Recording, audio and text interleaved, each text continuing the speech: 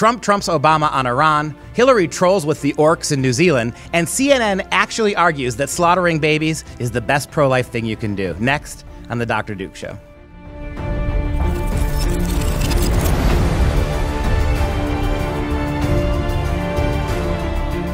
Hi, everyone. I'm Dr. Duke, and thank you for joining us again.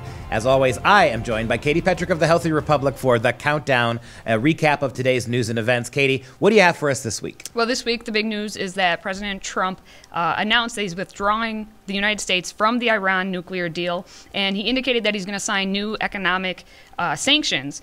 Basically, Trump came out and called this Iran nuclear deal the worst in history. And for anyone who doesn't know yet, the deal was made back in 2015 when President Barack Obama was in office, and it's made between the U.S., the U.K., France, Germany, Russia, China, and Iran.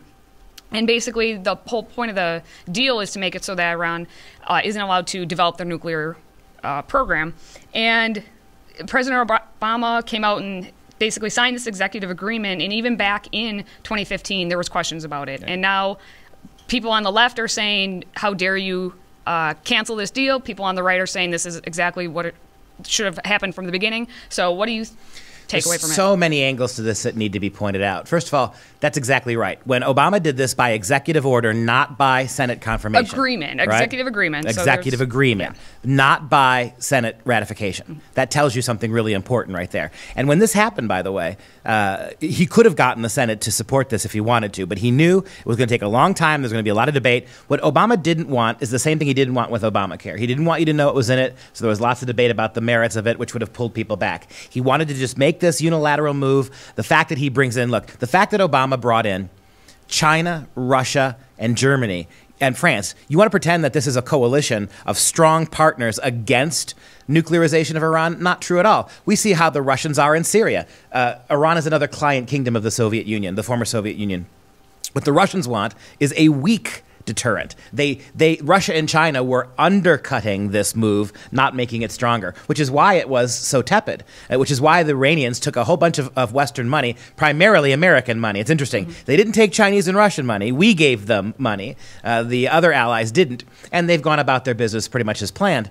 That's the second thing. The third thing is if you go back to when this was first passed, Democrats themselves, including people, high-ranking Democrats like Chuck Schumer, said this was an insufficient treaty. A number of very partisan, very radical left-wing Democrat voices said that they didn't like this back then. So what did Trump do? Trump did exactly what he did with the Paris Climate Accord. This was a bad deal. It was not in the same way that the international players on the Paris Climate Accord, places like India and China, major polluters that have overtaken America as polluting countries, they weren't going to have to do anything. All right, America and the Western nations, we're going to have to ratchet down production. We're going to have to hold themselves to much higher standards. We're going to have to effectively begin the process of taxing carbon. But the real polluting nations in the world, particularly China and India, had very little accountability. It's the exact same thing here with the Iranians. And so I'm glad he did this. I'm glad he's dismantling the Obama legacy. In reality, when it comes to these kind of foreign policy deals, Barack Obama is Neville Chamberlain in mom jeans. That's about the best you can hope for. Whatever you say about Trump, whatever detractions you have from Donald Trump, he is killing it on the global stage right now. He is killing it. What's going on with the Korean prisoners coming home with Pompeo is remarkable. What's happening with the Koreans moving forward, what's happening now in Israel is pretty amazing. The fact that the Saudi Arabians now have become genuine allies in the fight against Iranian and radical Islamic armament tells you something. So it's a good thing all around. And the fact that Obama who was so touched by this that he was forced to bleat about it, to get on the air and talk about how irresponsible this is. Well, we've seen more responsible change from Donald Trump in a year and a half than we saw from Obama in 8. Yeah, and what President Trump is doing is this was an executive agreement. It's very important to pay attention to the language on this. An executive agreement is politically binding. A treaty would be binding for legal reasons, and it would have made so that because it's a treaty, it would have had to go through the Constitution. All right, then you're talking about how the Senate would have had to give advice and consent on this, and that's what Obama didn't want to do back in 2015. That's why he made it an agreement. So when the left comes out and says, how dare you go against everything that would be good for the United States, President Trump's following the law. He's actually going back to what should have been done in the first place. But Donald Trump is a constitutionalist on this issue. Barack Obama is a circumventor of the Constitution. So we saw what the Paris Climate Accords, done the right way. We saw the pulling out of the treaty with Iran, done exactly the right way, legally and constitutionally. We never should have been in it constitutionally. So Trump did the right thing. And then you think about DACA, the fact that Obama created the Dreamer program almost by executive order, right? Never had a real formal vote on it. And what ended up happening there is that Trump was going to rightly pull out of that too, all right? Particularly because the left was unwilling to compromise even one iota on immigration reform. They wanted all the DACA program saved. They wanted all more money and perks being handed out to illegal immigrants. They wanted weaker, more porous borders. Donald Trump said, if you're not going to negotiate with you, I'm not going to do it. And it took a federal judge, you may recall, we talked about this a few weeks ago. Federal judge basically said that President Trump was not allowed to issue an executive order canceling Obama's executive order for DACA. So 2 out of the 3 he won. And the fact that you have a federal judge basically arguing that President Barack Obama gets to create things by executive order, but Donald Trump can't unmake them by executive order, shows just how far, and dangerously so, we've wandered away from the Constitution. Exactly. And just very quickly, some of the comments that Obama did make on this specific issue is he said that this deal was never intended to solve all of our problems with Iran. He warned that undermining it without clear evidence of Iranian violations could hasten an arms race or outright regional conflict. So wait, repeat the first part of that sentence again.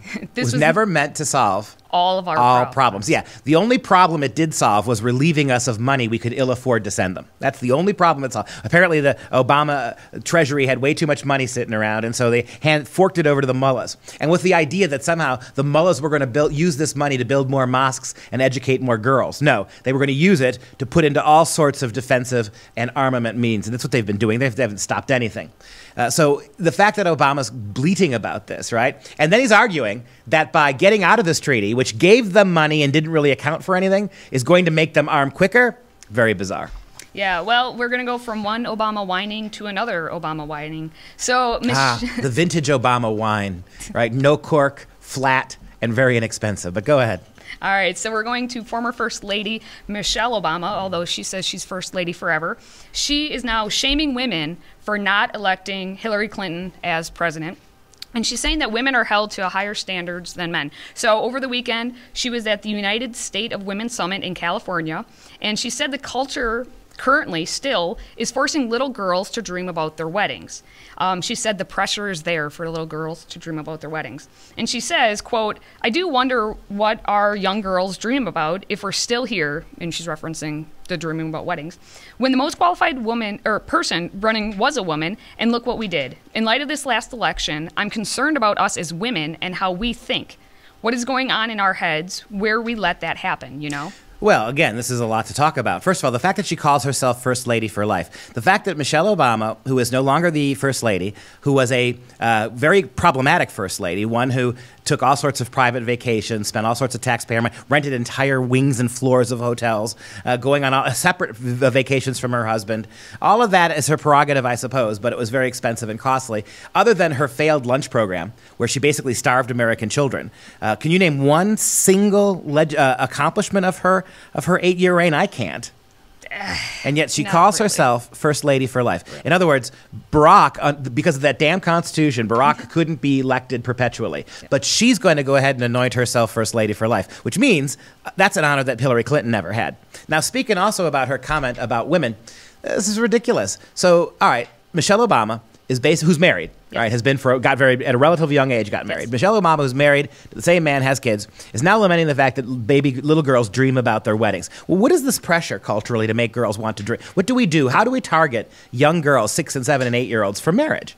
I can't see. I'm looking at Disney Channel. It's all about sex. It has nothing to do with marriage and commitment. I'm watching what we teach our kids in elementary and middle school, which is just pervasive sexuality, bisexuality, transgenderism. We're not teaching them about marriage. If anything, we're teaching kids little girls libertine values. The fact that they still keep dreaming about marriage, if that happens, if that's what they're doing, tells you that marriage is a much more sacrosanct thing that even Michelle Obama would have it be. And then I suppose the final point I should make, at least in this brief exchange between us, is Michelle Obama wants to make the argument, right, that somehow Hillary Clinton was the most qualified person. No. Hillary Clinton had more political experience, you might be able to argue, than some of the other candidates.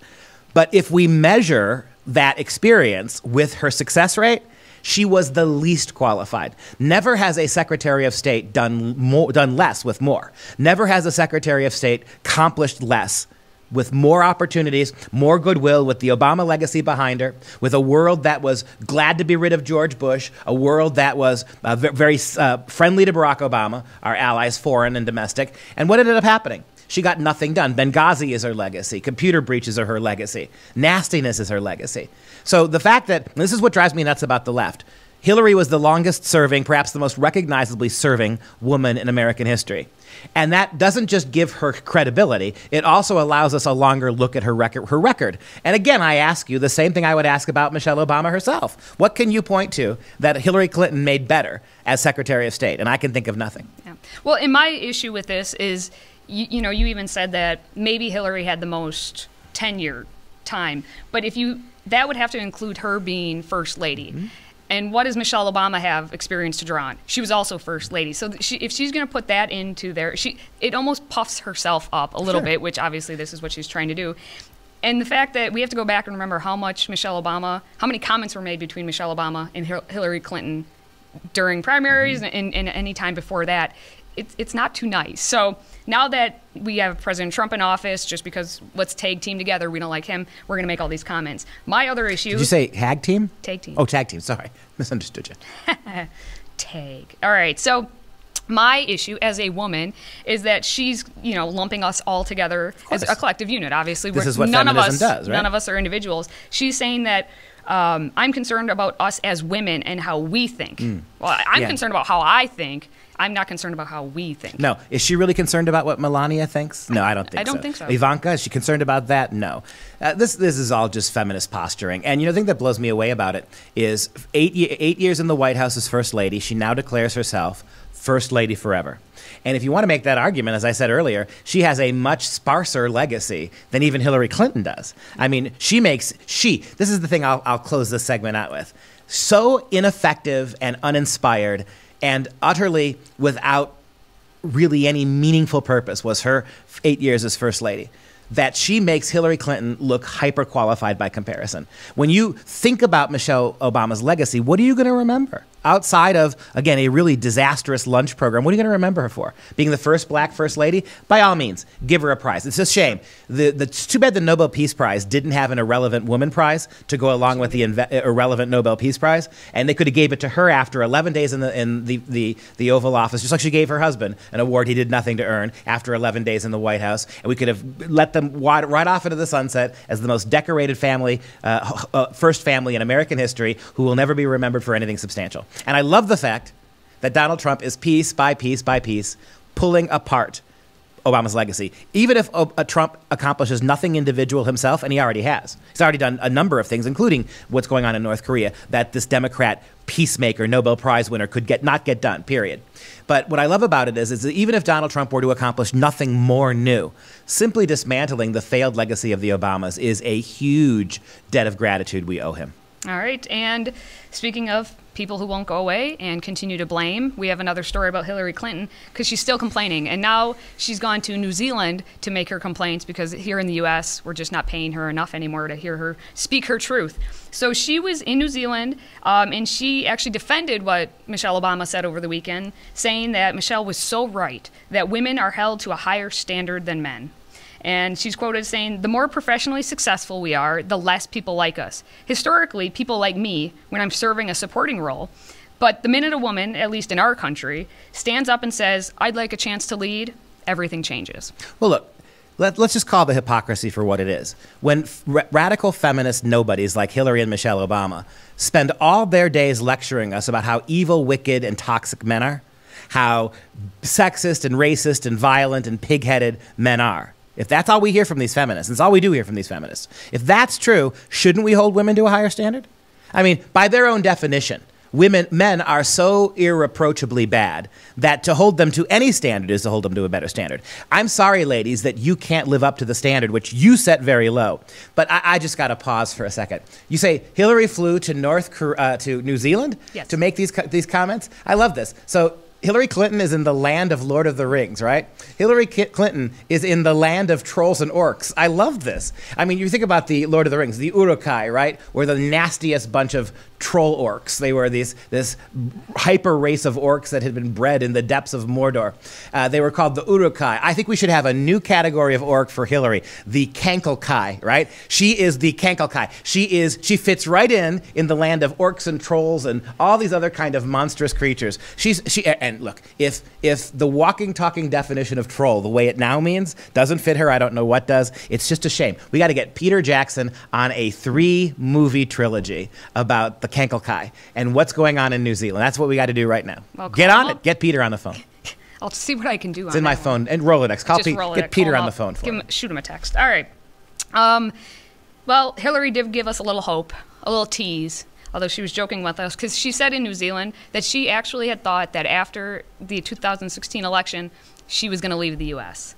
And she told the New Zealand Kiwis, she said, I received a number of initiations from Kiwis to permanently relocate here. And I must say, I really did appreciate the offers. Gave them some thought.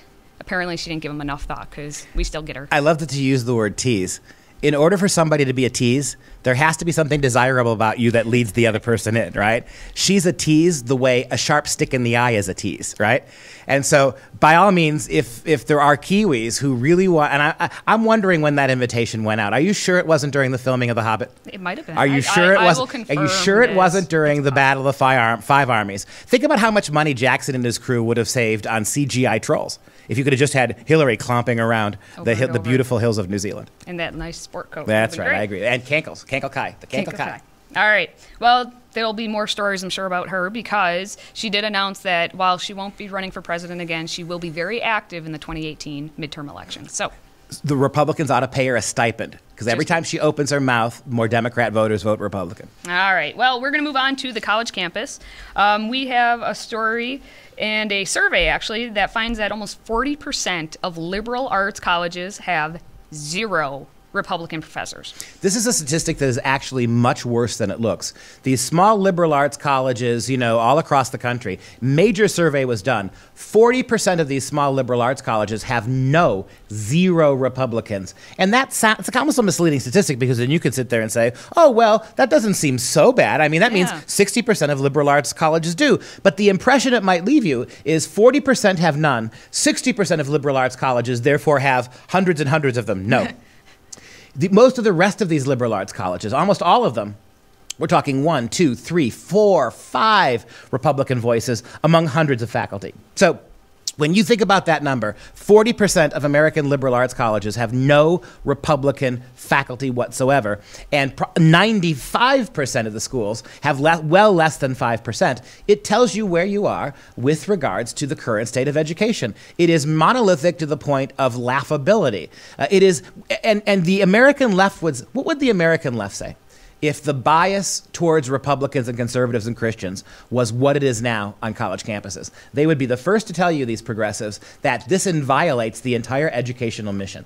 That when you have this kind of unanimity all in one political party, education cannot exist in a meaningful way in those environments. And that explains why you're seeing young college kids at liberal arts colleges like St. Olaf, these young twisted minds that think that mistake ideology for intelligence, that think protesting is the same thing as studying, that think shutting down speech is actually a form of speech. How do they learn that? They learn that in the left-wing monolith that is our colleges and universities. All right, one of these professors who is not a Republican, we have a woke professor who actually just announced he's a professor of history at the City University of New York, and he says that he's going to excuse his students from a quiz if they're lovesick. So his name is Angus Johnston, and he's very prolific on Twitter, and he went on this big tirade about his policies for absences from class and reasons that students might give for maybe why they flunk a quiz.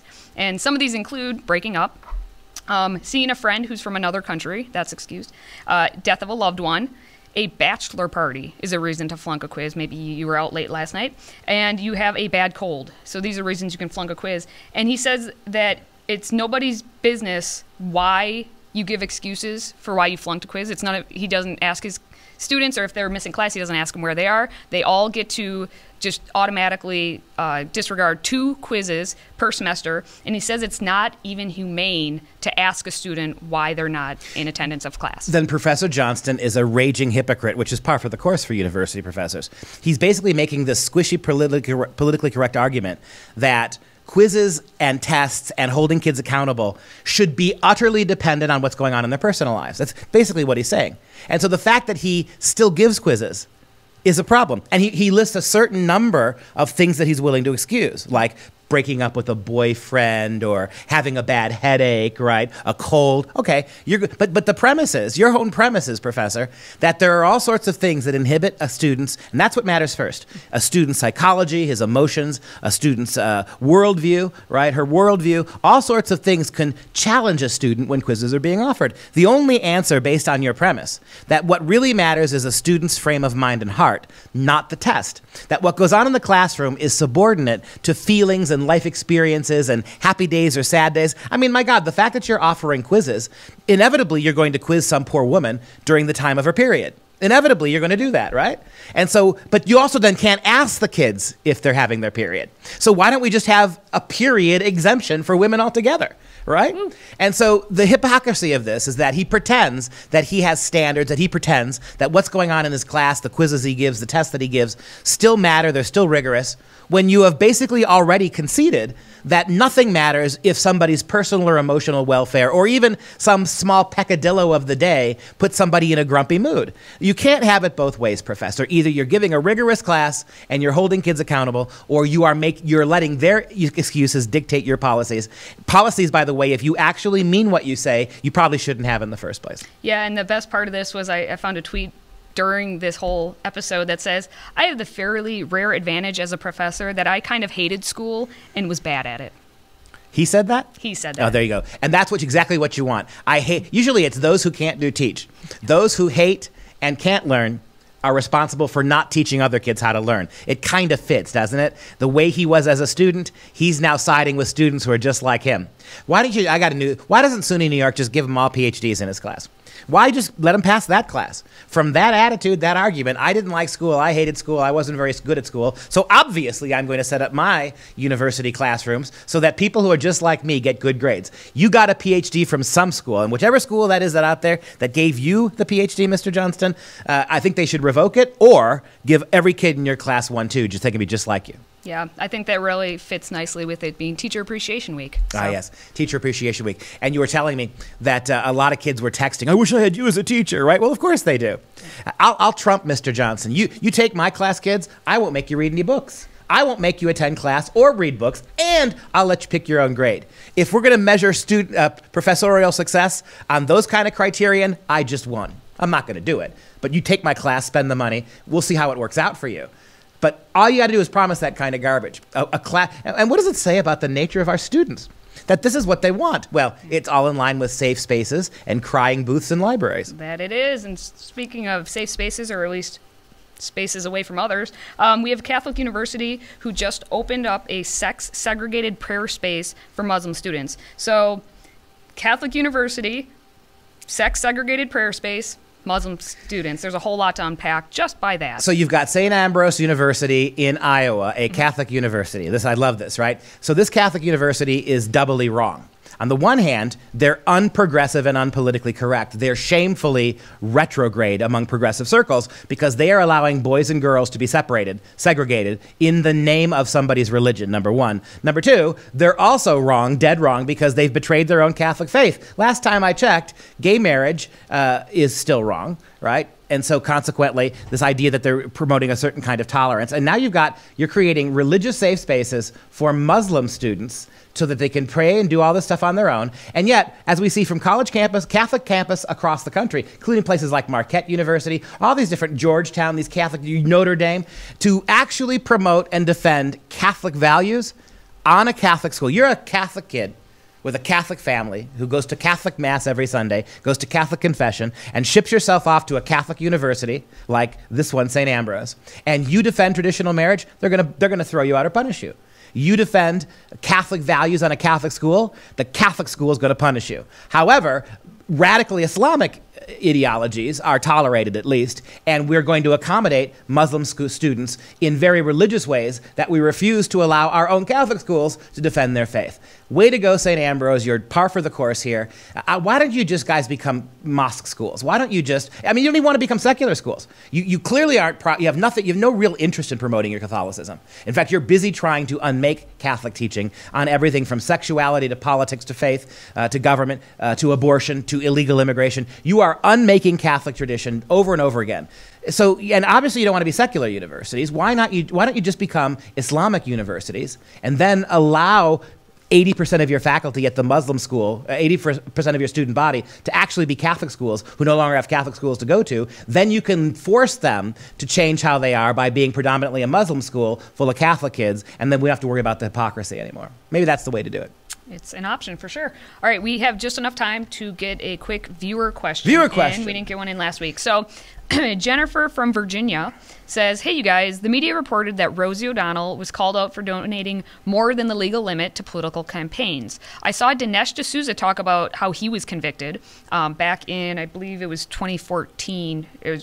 Is when he was convicted. Will anything happen to Rosie? Yeah, I mean, I think the real story, you know the answer to this. Nothing's going to happen to Rosie O'Donnell. And it's because Republicans don't prosecute. It's also like John Kerry, right? With John Kerry going over there and trying to, who has no formal title anymore diplomatically, John Kerry zips over to try to preserve the Iran deal, right? Talking to our allies behind the president's back, trying to keep the legacy of Obama held together. Same thing with Rosie O'Donnell here. When these kind of things happen, Republicans do nothing about them. Republicans control the presidency, the House, and the Senate, and they will do nothing. Because if they did do it, to be fair to them, the media would immediately accuse them of persecution. You just don't like Rosie O'Donnell because she's a outspoken, strong lesbian woman who is pointing out the hypocrisy of Republicans. That's the only reason you're prosecuting Rosie. And when you threaten a Republican with bad press, they immediately pull back into their shells, like a nude male swimmer on a cold day, right? Everything kind of retreats in. So that's what they do, right? You say pulling back into their shell, Mitch McConnell pulling back into his turtle shell. It just fits perfect. I don't want to think about naked Mitch McConnell. Well, not naked. I'm saying turtle. I mean, I was going with a very good.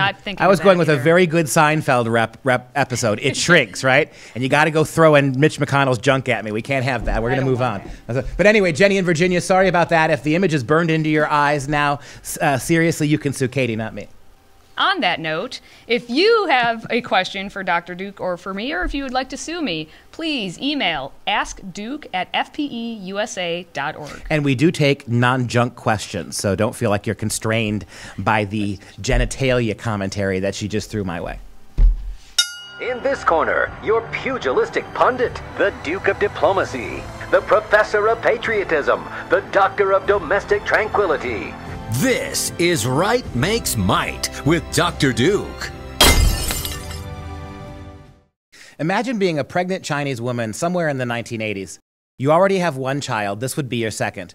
When Chinese Communist Party officials kick in the door, drag you to a local clinic where you are forced to undergo an abortion. And then, when the baby had been taken from you, against your will, you received a bill from the communist government for the procedure in which they told you, on the bottom of the bill, thank you for supporting our pro-life policies. Well, it may not be a completely parallel example, but CNN recently published an op-ed from a Danielle Campo Amor, an abortion activist who actually started with the premise that being pro-abortion is actually the genuine pro-life position, as so often happens with these Orwellian leftists, where strength is weakness, war is peace. They don't quite seem to understand the definition of words. It's true, she says, that as a young woman I had an abortion, which allowed me to do all sorts of things, she said, that I otherwise wouldn't have done. Abortion saved my life. It has saved the lives of countless millions of women. And let's be clear here, though, in terms of language and what language means. It didn't save your life. Your life was never in danger, Danielle. What you saved was discomfort. What you saved was having to provide for a mouth that you didn't plan for. What you were saved from is the consequence of your own bad sexual choices. That's all. You didn't save your life. And the vast, vast, vast majority of abortions aren't pro-life in the sense that you're not saving any mother's life. You're making life easier for them. You're taking away the burden of responsibility. You're letting them choose to undo something they've already done. But let's be clear, you're not saving their lives. Any more than the Chinese government with its forced abortion policy wasn't saving any lives. And the thing here that's so remarkable about this is if you understand the language that you're using, you couldn't use it. You have to twist the definitions around. I don't know if you ever read George Orwell, but when you say things like, pro-abortion is the pro-life position, there's only one creature, there's only one human being that dies in an abortion. In 99.9999% of all abortions, there's only one human being that dies. That's the baby. Don't forget that. If you want to be pro-abortion, knock yourself out. But don't pretend you're saving a life. You're taking one. If you enjoyed today's banter, make sure to catch the Dr. Duke Show free online every Thursday at 2 p.m. Central Standard Time on YouTube and Facebook Live. Then listen to it again on the podcast version on SoundCloud and iTunes. And don't forget to subscribe and leave us a nice review. And now, it's time for Dr. Duke's Quote of the Day. The incomparable William Shakespeare once wrote, "There is no legacy so rich as honesty." Meaning that if all you do in your life is honest deeds, then you will have a lasting legacy. The corollary to that is, if you are dishonest, your legacy will fall to pieces. Over the last few weeks, we've been hearing nothing but hand-wringing from progressive talking heads about the damage being done by Donald Trump to Barack Obama's legacy. Pulling out of the Paris Climate Accord, the undoing of the foolish Iran nuclear deal, and a host of other issues, DACA, and a host of other issues. The progressive media is primarily concerned not about truth or peace or honor or dignity, but about the legacy of Barack Obama. And the fact is that when it comes to things like Obamacare, when it comes to things like DACA, when it comes to things like the Iran nuclear deal, when it comes to things like the Paris Climate Accord, Obama fed us dishonesty after dishonesty. Who was paying for it? How much money was being transferred to Iran? We didn't hear this right away. We were told that we had to pass the Obamacare Act before we knew what was in it. A lot of dishonesty, a lot of keeping the truth from us. Is it any surprise that Obama's dishonest legacy is now falling to pieces? Interestingly, that quote, "There is no legacy so rich as honesty," it comes from the play All's Well That Ends Well. We don't need Donald Trump to be a great president. We don't need him to start all sorts of brand new initiatives. If all Donald Trump does with his presidency is dismantle the dishonest legacy of Barack Obama, then all's well that ends well indeed. And that does it for us this week. For Freedom Project, I'm Dr. Duke, and we'll see you next time.